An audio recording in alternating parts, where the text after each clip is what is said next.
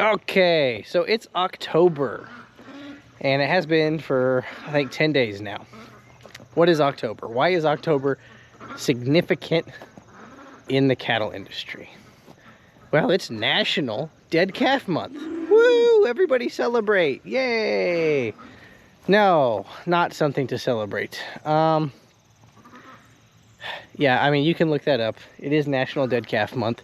And the reason for that... It's really loud. Honestly, guys, it's the temperature and the weather. So much stuff is going on. You wean these calves, so they're already stressed from that.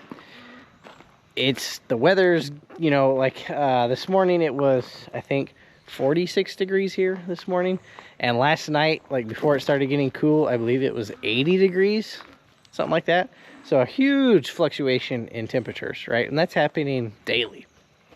So that's putting stress on these calves. It's wet. Like today it rained, and of course when it rained it was very cold rain. So animals these especially cattle can handle wet and cold, but they cannot handle being wet and cold, if that makes sense. So they can handle both of those things separately, but when you put them together, it's just a recipe for disaster. So I was going to talk about how to spot a sick calf, because we've had several people that have been like, how do you know that it's time to treat one? Well, we're going to be kind of vulnerable here and show some stuff. So nothing bad, anything like that, but just something to look at. You see this calf right here? Do you see her nose? Do you see her ears? Do you see her movements? As a very good symptom of she is sick and doesn't feel good. So those are things that we look for.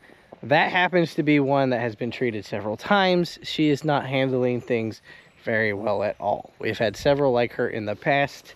Sometimes they pull through and sometimes they don't.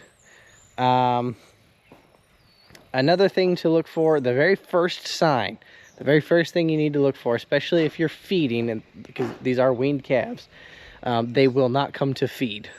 Okay, so like that's a blatantly obvious one. Another symptom is like if you hear teeth grinding, that's usually a very strong indication of discomfort. And cows only have teeth on their bottom, so it'll sound like teeth grinding against a gum. Oh, this one may be doing it here now that I say that. She doesn't look, I'll have to check my records. This looks like a fresh one tonight. So I check calves in the morning and in the evening.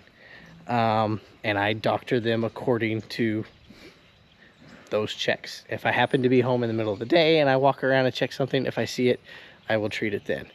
But the very first symptoms that you would want to look for are not coming to feed and grinding of teeth. If you hear that, sometimes they will still come to feed and everything like that if they're grinding their teeth because their body's telling them, hey, I'm hungry.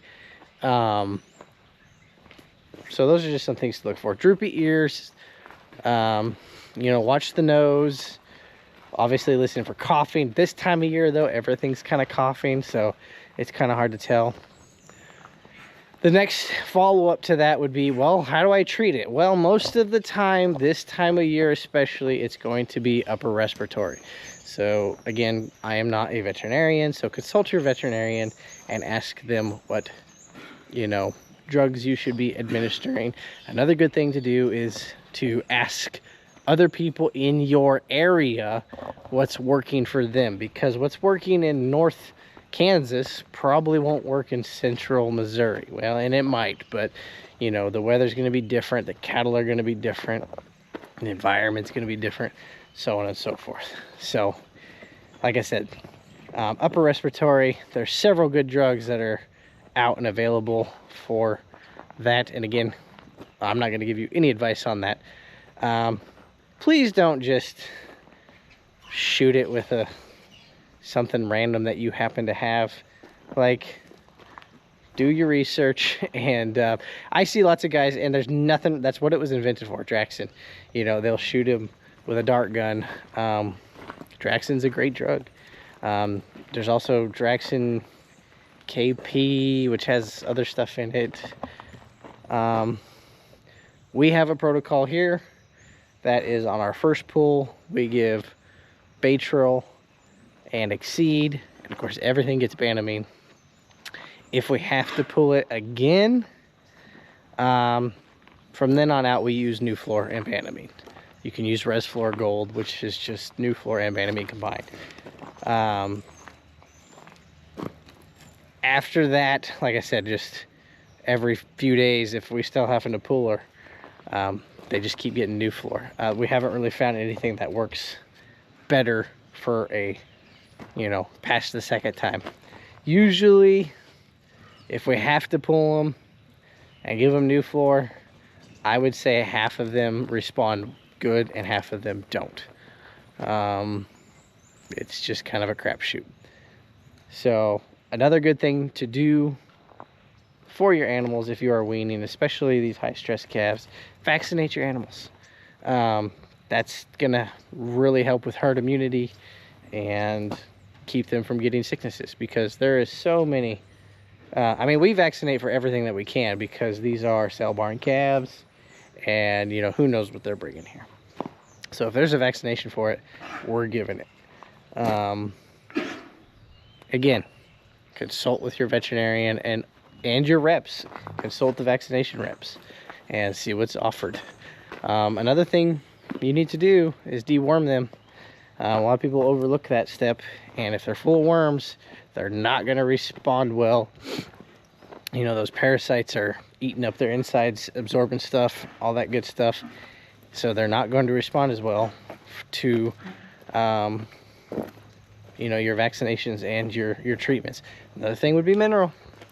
That doesn't seem like it, but if they don't have a balanced mineral program of some sort, they will not respond as well. So those are just some things to keep in mind. Those are some tips and tricks that I would recommend for this dead calf, National Dead Calf Month.